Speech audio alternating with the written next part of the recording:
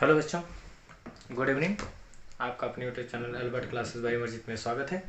आज हम लोग कक्षा 12 की गणित में नए टॉपिकों पे चर्चा करेंगे और दिन प्रतिदिन हम लोग एक नई सीरीज को लेते हुए आगे की तरफ बढ़ रहे हैं और परीक्षा को ध्यान में रखते हुए आपके जो भी कोर्सेस है उसको कंप्लीट करने का हम प्रयास करेंगे।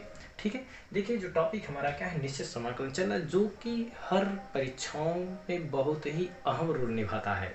ठीक है, अब बात समझिएगा।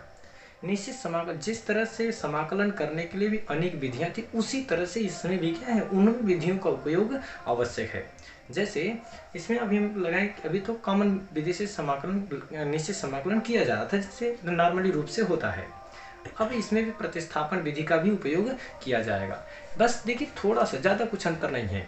जब जिस चीज़ को हम क्या करेंगे, मानेंगे, तो मानने के पश्चात, ठीक है, मानने के पश्चात उस लिमिट को भी वहीं पे क्या करेंगे, चेंज कर देंगे, और यही क्या कहलाता है, प्रतिस्थापन विधि द्वारा निश्चित समाकलन कहलाता है। समझिए बात को। प्रतिस्थापन विधि द्वारा निश्चित समाकलन वह होता है जब हम किसी फंक्शन को क्या करते हैं, यानी जो उसका डेरिवेटिव दिया गया होता है उसको हम क्या करते हैं, मानते हैं, और मानने के पश्चात उसी में उसकी लिमिट को क्या कर दें, परिवर्तित रख करके उसके मान को बदल देते हैं। यानी कि पूरा फंक्शन क्या तो उसी के फॉर्म में होता है, यानी कि लिमिट भी परिवर्तित हो क्या हो जाए, उसी के टर्म में हो जाती है, और यही हमारा क्या कहलाता है, प्रतिस्थापन विधि द्वारा समाकलन कहलाता है।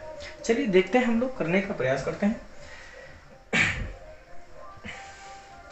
देखिए एकदम सिंपल दिया है, I equal to integration of 1 से 3 cos log x और नीचे x और ये आपका dx।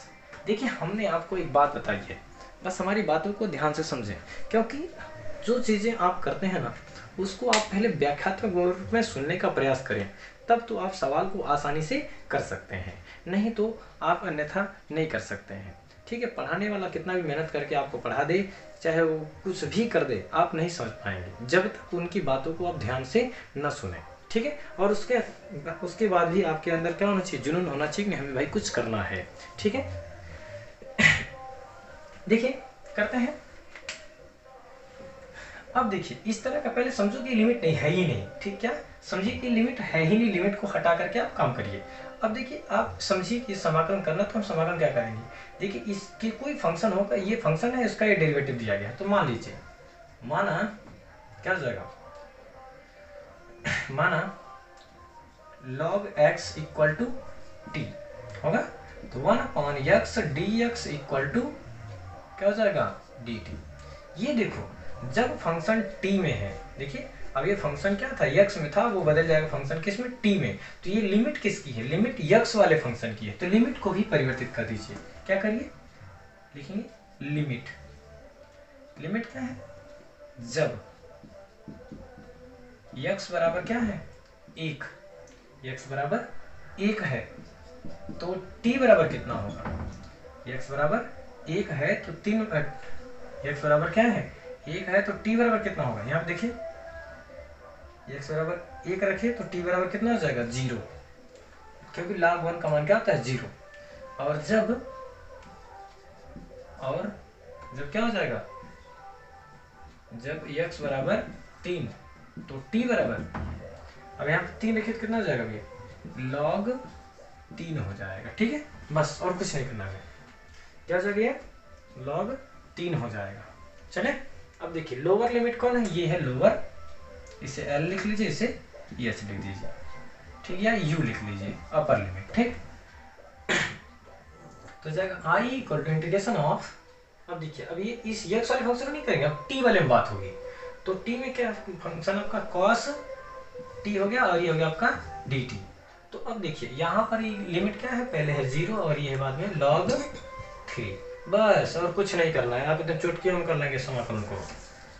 ठीक है, तो कितना होगा, I equal to cos t का समाकलन जानते कितना होता है, cos t का क्या होता है, sin t, और ये 0 से log 3।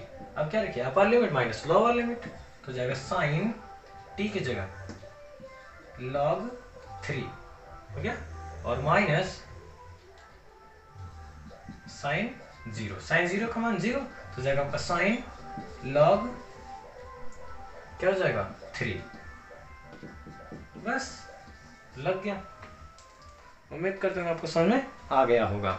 ठीक है, देखिए हमने कहा ना कि इसमें कुछ दम है नहीं, बस आप समझिए कि आप उसी तरह से करें जिस तरह से आप समाकलन को करें, या ऐसे भी कर सकते हैं भाई। देखिए हम ये नहीं कहते कि आप प्रतिस्थापन से ही करेंगे, प्रतिस्थापन के बिना भी कर सकते हैं, लेकिन बट आप याद रखिएगा जब आप क्या करेंगे इस तरह से करेंगे तो सवाल को हल करने के बाद फिर आपको ये लिमिट इसको किस में ले जाना पड़ेगा, फिर x का मान जो होगा उसको रखना पड़ेगा और लिमिट तब जाकर रखी जाए, या तो पूरा फंक्शन x में हो या तो पूरा फंक्शन t में हो।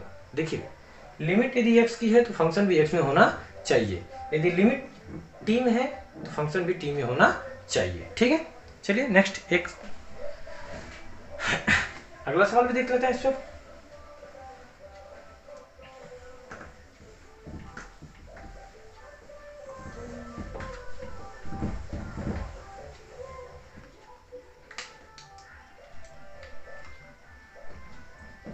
I equal to integration of 1 से √3 हो जाएगा tan इनवर्स x और अपॉन 1 प्लस एक्स स्क्वायर और ये आपका क्या dx। ठीक है, चलिए करने का प्रयास करें। अब देखो फिर प्रतिस्थापन हुआ, ये देखिए इसको मानेंगे और ये नीचे हमारा क्या जाएगा dt मिल जाएगा। इसके भी इसका डेरिवेटिव दिया है तो मान लीजिए, माना tan inverse x equal to t तो जाएगा 1 upon 1 plus x square dx equal to dt। हो गया कि नहीं हुआ? हो गया ना। चलिए आगे देखते हैं। अब इस फंक्शन को क्या करिए चेंज करिए, किसको इस फंक्शन को क्या करिए चेंज करिए तो कितना हो जाएगा लिमिट में, किसके लिए लिख लीजिए लिमिट जब x बराबर 1 तो t बराबर x बराबर 1 रखिए, x बराबर 1 तो t का मान देखिए यहाँ पर 1 रखेंगे तो ये कितने इसका मान हो जाएगा। अब इसको हल करके चेक कीजिए तो tan इनवर्स ये जाएगा 1 तो जाएगा आपका t तो जाएगा tan इनवर्स और ये कितना इसका tan 45 अंश का मान होता है तो जाएगा tan से tan कैंसिल हो जाएगा यानी π/4 हो जाएगा किसका मान t का मान, तो t बराबर π/4। ठीक, लिमिट इसी तरह से चेंज होगी। अब देखिए अब यहाँ पे क्या है, जब ये किसके लिए ये लोअर लिमिट के लिए और अपर के लिए देखेंगे कितना, जब x बराबर कितना हो जाए करड़ी में 3 तो t बराबर रखिए, फिर यहाँ पे इसी में रखिएगा, इसमें रखिएगा जो मानेंगे, ध्यान दीजिए इसी में रखना है जो मानना है। तो कितना हो जाएगा आपका tan इनवर्स √3 हो जाएगा आपका t। अब ये कितने अंश का मान होता है, दिमाग लगाइए, tan कितने अंश का मान होता है, कितने अंश का, tan 60 अंश का मान, कितने अंश का tan 60 का तो जाएगा tan इनवर्स tan π/3 ठीक है, तो आया कितना π/3 यानी t का मान t बराबर π/3। ठीक है, देख लीजिए भाई ये दिक्कत कर रहा तो इसको ऐसे कर लीजिए, साइन 60 का मान कितना होता है करड़ी में 3/2 कितना होता है, साइन 60 का मान करड़ी में 3/2 और cos 60 का मान होता है कितना है 1/2 तो 1/2 2 से 2 कैंसिल यानी करड़ी 3/2 किसका मान tan 60 का। ठीक, अब लिमिटों को रखिए यहाँ पे, अतः i बराबर इंटीग्रेशन कितना π/4 से π/3 हो गया, हो जाए कितना t और एक आपका क्या dt। तो अब समाकल करिए t का कितना हो जाएगा t स्क्वायर अपान का 2 और जाए कितना π/4 से π/3। अब एक बार अपर लिमिट एक बार माइनर लोअर लिमिट रखिए तो i इक्वल टू कितना हो जाएगा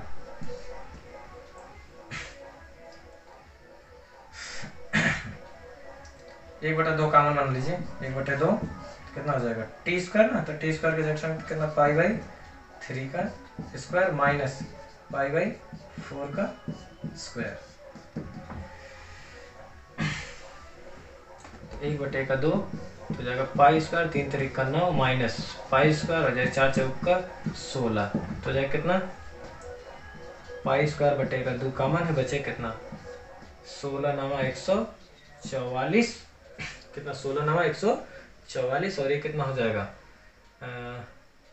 यहाँ बचेगा 16 और यहाँ पे कितना बचेगा 9 हो जाएगा।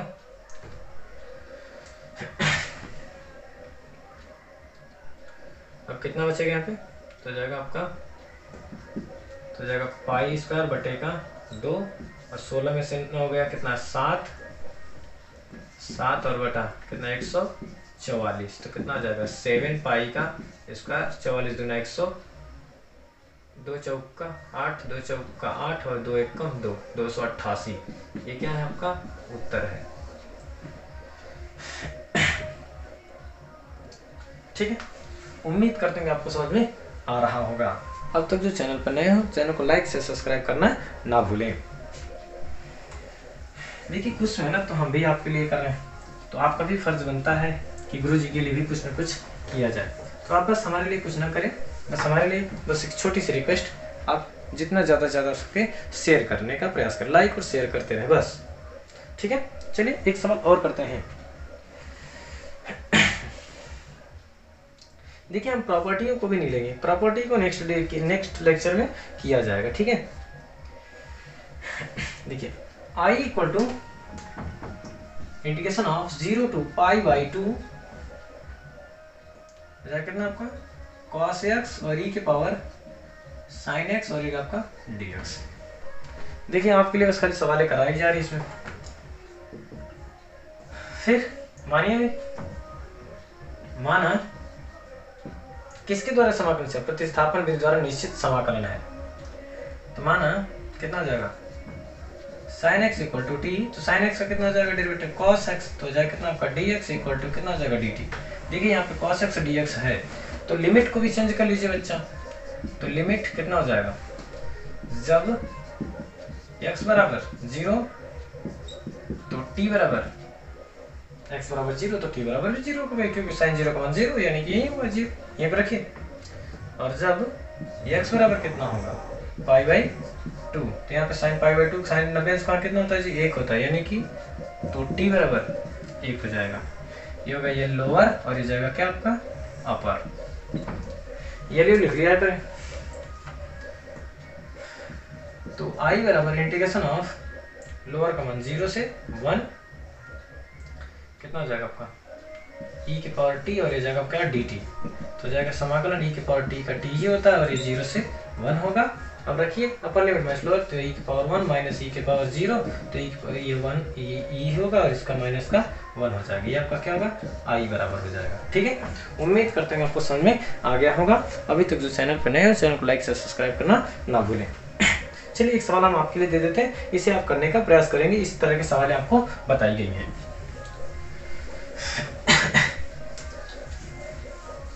देखिए यदि किसी बच्चे को कहीं समस्या हो तो वो कमेंट करके उसको समस्या को बताए कि सर हमें ये प्रॉब्लम है, हमें ये समझ में नहीं आ रहा है।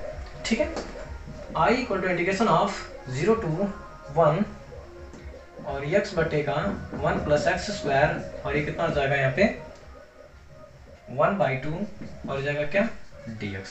देखिए ये क्वेश्चन बहुत ही इंपॉर्टेंट है, ये 2014 में पूछा गया था। ठीक, देखिए हम बता देते हैं एकदम आसान से भाषा में क्या करना। मान लेंगे 1 plus x square equal to t, तो जाएगा कितना, तो जाएगा 2x dx equal to dt, तो जाएगा x dx बराबर कितना जो 1/2 dt हो गया। अब लिमिट कितना हो जाएगी, लिमिट x बराबर 0 तो t बराबर x बराबर 0 है, तो t बराबर कितना हो जाएगा t बराबर 1,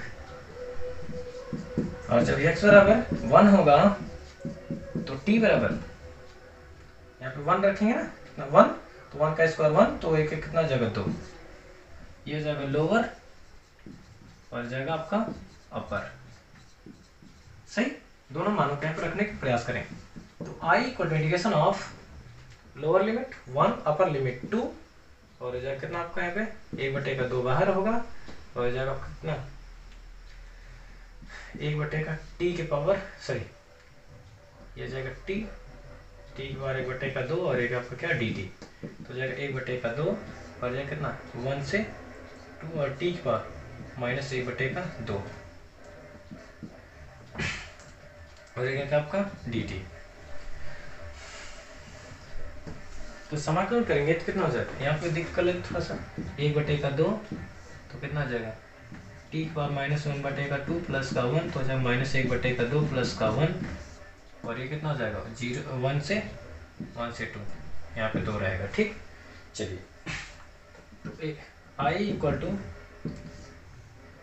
तो 2 1 कम 2 2 कम 2 में से गया 1/2 हो जाएगा, यानी कि t की पावर 1/2 और यहाँ पर भी कितना 1/2 और यहाँ पर भी 1/2 और ये कितना 1 से 2, तो 1/2 इससे बाहर निकल तो वो 2 ऊपर चला जाएगा, यानी कि वो कितना आ जाएगा 2 हो जाएगा, ये 2 ऊपर चला, इसको ऐसे कर लीजिए तो जाएगा 2t की पावर 1/2 और ये 1 से 2 रखिए तो 1/2 और 2 इसका बाहर हो जाएगा, तो कितना t की पावर यानी कि 2 की पावर 1/2 और माइनस कितना हो जाएगा माइनस का 1 की पावर 1/2, तो 1 पर चेंज कर 2 से 2 कट गया और 2 की पावर 1/2 माइनस का 1 हो गया, यानी कि इसका मान कितना करड़ी में 2 माइनस का 1, ये किसका मान है, सॉरी शायद नहीं दिख रहा है क्या, एक सेकंड रुकिए, तो 1 सेकंड रुकिए,